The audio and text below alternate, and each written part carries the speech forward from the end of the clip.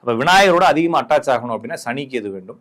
இந்த விநாயகர் என்பது சனிக்கு எது யாருக்கெல்லாம் இருக்கோ அவங்களுக்கு மனநலம் சார்ந்த பாதிப்புகள் அவங்க குடும்பத்தில் யாருக்காச்சும் இருக்கும். அப்போ விநாயகர் கோயில் சந்து, விநாயகர் கோயில் வீதி, பிள்ளையார் கோயில் தெரு, இந்த மாதிரி இந்த விநாயகர் பேர் எங்கெல்லாம் வருது அங்கே ஒரு மனநலம் சார்ந்த விஷயங்களை கொஞ்சம் டிஸ்டர்ப் இருக்கும். ஏன்னா இது இன்டெலெக்சுவலை சொல்றது விநாயகம்ன்ற பேர்.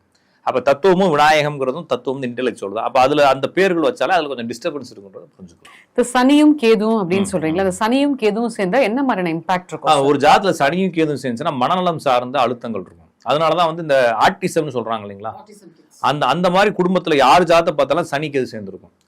சனி கேது சேர்ந்துருக்கவங்க இப்போ விநாயகம்னு பேர் வச்சிருக்கவங்க, விக்னேஷ்னு பேர் வச்சிருக்கவங்க, கணபதி, கணேஷ், இந்த மாதிரி பேர் யார் வச்சிருந்தாலும் அவங்களுடைய அண்ணன் தம்பி பிள்ளைங்க, இவங்க பிள்ளைங்க, சித்தப்பா பிள்ளை, பெரிய பிள்ளை, யாராச்சும் ஒருத்தவங்களுக்கு மனநலம் பாதிக்கப்பட்ட பிள்ளைகள் இருக்கிறத நம்ம பார்க்குறோம். அப்போ இது ஏதோ ஒரு சனி கேதுங்கிறது மனநலம் சார்ந்த விஷயங்கள். அதுக்கப்புறமா சமூகத்தோட ஒட்டாத தன்மைனா இவங்க மட்டும் புதுசாக ஏதாச்சும் ஒரு சிந்திக்கிறது, இவங்க மட்டும் புதுசாக ஏதாச்சும் தொழில் பண்றது, தொழில இருந்து ஒதுங்கி போறது, இந்த மாதிரி ஒரு விஷயத்தை செஞ்சுட்டே இருப்பாங்க. இந்த சமூகத்தோட ஒட்டாத தன்மை, மரபு ரீதியான பிரச்சனைகள் தொடர்ந்து வந்துட்டே இருக்கும். DNA சார்ந்த கண்டிப்பா வரும்.